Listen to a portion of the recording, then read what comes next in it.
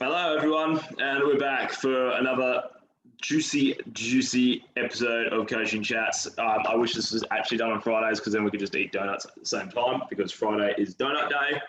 But we've got Komatsu on this morning. Goes out on Friday mornings. It's been a good long week for me. Adam, how have you been? I've been good, mate. I've been good. Just got back from the gym. Another session of the DeFranco 321 program. It's been good. Enjoy it. The version. Yes, the 2 a week instead of the 4 a week skipping leg day. How's the ankle foot going? Yeah, it's going pretty well. I'm slowly getting some strength back. I can get maybe a quarter of the way through a single leg calf raise now, so I'm like slowly progressing. Oh, in terms of range? Yeah, so I can get my heel probably like this much off the ground. Just can't get that extra to finish it off. Kind of get stuck there. So just working on the strength through that range. Is that because it's not connected up yet, or what? No, it's all connected. So I've been doing some assisted ones. That's just for when I have my whole body weight. It's just not strong enough to get past that point. So then I've been doing assisted through full range to build that strength through the full range. Nice. Nice. So slowly. So you'd be squatting soon? Yeah, I can probably squat now with heels elevated. I just don't have much range in the ankle still. But we still want to keep the tendon quite not too tight. We still want some range, but if it gets too loose, then it obviously loses the capacity to transfer that force efficiently. So if it's too loose, then they'd probably have to do surgery again to tighten it back up. So it's all traveling as planned. Well, that's nice. That's really nice. Well, today we're not here to talk about your foot. We're here to talk about feed forward and feed back. First of all, what is it? All right. So feed forward and feed back is basically two ways how your body has movement, produces movement, and reacts to different things. So I'll read out the definition so I don't butcher it. So feed forward control refers to the portion of movement that is planned in advance and is not altered by peripheral feedback, whereas feedback control involves integration of the peripheral feedback into the current movement to provide reinforcement and or correction. So basically, feed forward is the predictive mechanism and feedback is your reactive mechanism in terms of movement. So if you think about it, in more so in sport situations, you'll have that reactive, well, you kind of have a combination of both, but you have a bit more reactive, the feedback, because you're reacting to that external stimulus. So if I'm playing rugby, for example, I'm sprinting and all of a sudden this big bloke comes, I'm about to get tackled, then I'm going to have to react to that stimulus and then change what my organization is going to be. Whereas feed forward would be the portion of the running where your body is planning that movement before you hit the ground. Your body's ready for each step, your body's ready to take off for the next one. So basically in your brain kind of stores blueprints for different movements. So one of the easiest examples to think of is a drop jump. So it's basically if you start on a box or something, take a step off, and then once you hit the ground, you jump as quick as you can. So basically in the brain, it's pre-stored that motor pattern. And so as you're in the air, it's anticipating that ground contact before the jump.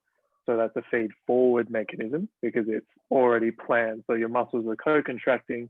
As you hit the ground, you take off.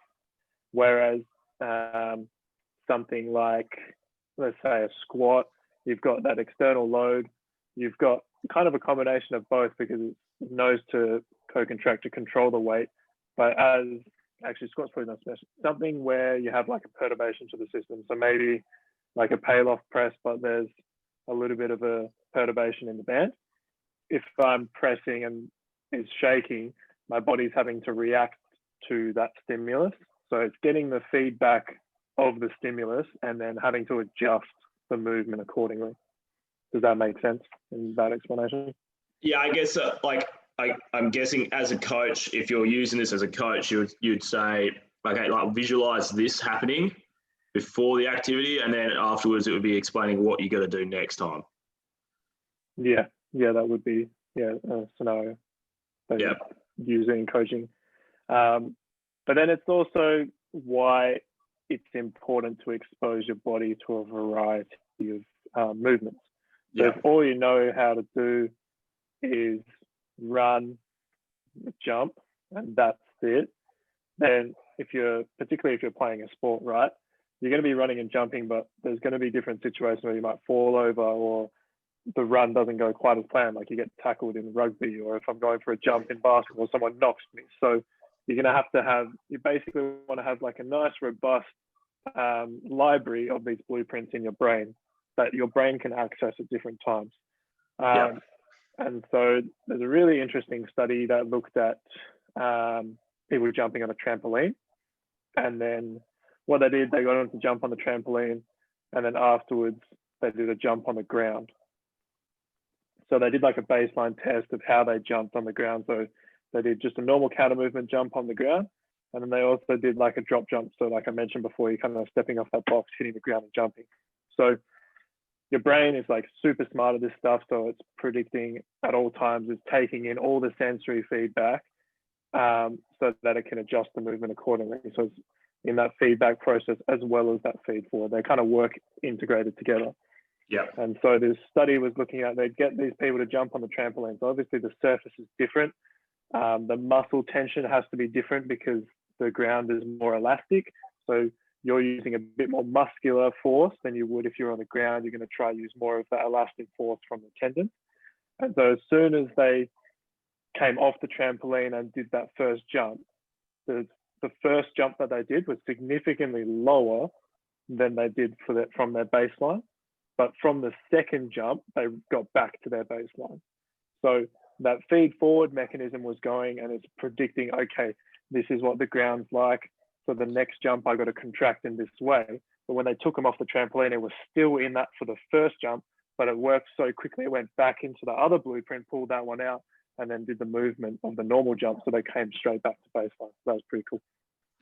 Yeah, exactly. I think it's also, you could probably apply it to stuff like contrast and stuff like that. We use it all the time with contrast stuff. You load someone up really heavy and then you get them to do a really explosive movement like almost immediately afterwards. You generally see a massive power outage unless in comparison to how they would have done it if they hadn't trained for that. If it's a set period to put those mechanisms in place. But contrast is a really good example of stuff like that, where for any of the guys who've done, or any of the athletes have done like like a very heavy sled drag and then a 10-meter sprint, you feel like you're running on air for the first 10 steps, you go crazy. So that's really cool. Back to having the robust repertoire of movement patterns. I like that phrase. We were talking about it a little bit just beforehand. Robust, what was I? Repertoire of movement patterns. Let's get that on a t-shirt and try and get someone to spell it. It's probably actually not that hard to spell, is it? No, I can't spell it. Anyway. Not gonna lie, don't know how to spell it. Not off the top of my head, Robust repertoire. Robust gets me, so that's that done. Repertoire will probably get you. Movement patterns I could probably do just because I've repeated it so many times. I've changed it to robust movement vocabulary. That's the phrase that I like to use, and it's much easier to spell. Vocabulary. Ooh, another word that I can't spell off the top of my head. Let's not talk about my spelling, but bringing this back to something that we've been working on quite focused on. What are the words? My words aren't working today. We've been working on quite a lot lately in terms of the new youth program going on from 2021. A lot of this stuff is in there. It's a lot about developing movement patterns in all directions, different stimuluses all the time, making sure they have this, what was it again? A robust movement vocabulary, a robust library of blueprints to draw from. Excellent. Blueprints. Look at all these words. We've got so many buzzwords going on. How good. But yeah, you want to talk a little bit about that? Yeah, so for anyone who follows me on Instagram or I mean, I guess if you've been in the gym at the same time as I'm training or training certain clients, you'll know that I love to include crawling and all that kind of stuff. So crawling is one of the best ways of accessing and expanding that movement library, I guess.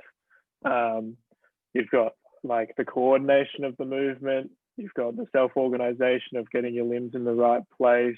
If anyone has done it, it's not easy in terms of like the fit. You need to be like fairly strong and fit to be able to do it comfortably. But then also a lot of the patterns that I use is kind of that opposite arm, opposite leg that's working at the same time. So you're accessing that cross extensor reflex pathway and training that up, because honestly, it's quite scary almost, I guess, when you get a kid in, and especially the kids, like, I mean, adults, a lot of them that sit around in office jobs and stuff, you kind of expect them to be like not great at this, but like you got kids who should be out moving, playing in the playground, all that kind of stuff, and they come in and they can't even coordinate an opposite arm, opposite leg bear crawl or a crab crawl or something like that. So for me, I find that quite scary. Like, if you can't even do that, how can you run well? Because you've got to do opposite arm, opposite leg. How can you then transfer into sport? Like, is that even safe to be doing if you can't even do a very basic thing like that? So that's something I'm quite passionate about. Keep going, sorry. Is expanding people's. Yeah, so that's why I'm passionate about like expanding that movement vocabulary. Then it is safer when you go out into different situations that you can access that, and it makes it a hell of a lot easier when you get into learning new skills and stuff like that. Yeah, and like running is a prime example, like you were saying before.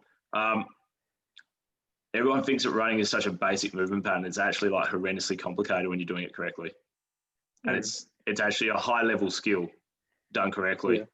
When you integrate everything together. But like, I hate seeing people run. I hate it. It gives me the heebie-jeebies, like death all the time. I hate it. Like, ask Belinda how long it took us to teach her how to run correctly and sprint in just a straight line, like straight line to and then decelerate. Like, that was, I think we spent, because Belinda can't run. She's forgotten how to run, and now we've had to reteach her to run. But like, her straight line like running, it just it was horrendous. Like, legs flapping out everywhere, arms flapping out everywhere, like hitting with the wrong part of her foot, wrong part of her toe, everything was out. It was terrible. Knees going in weird directions, hips going in weird directions. It's absolutely disgusting. Fix it up, and now she's like a little rocket when she's traveling forwards and backwards. And then you can start integrating stuff like moving sideways. Like, you've got to have a plan and progress it. But like, the basics are so, what people can perceive as the basics, and what probably should be the basics in context of like most athletes that we see just turning up to the gym, especially like the kids nowadays, they suck. It takes a lot of effort to teach nowadays. Yeah, 100%. And I think a lot of people, they think basics and they think it's easy, it's simple. Like, just because it's simple and it's basic doesn't mean it's easy, and doesn't mean that like, if you think about the best of the best in any sport are the ones who focus heavily on the basics. They don't worry about all the flashy stuff. That might be like the 5% of their training. 95% of their training is honing in on those basics and just being a master of that kind of stuff. Because like, at the end of the day, that's what majority of it is. It's the basics is the base of everything.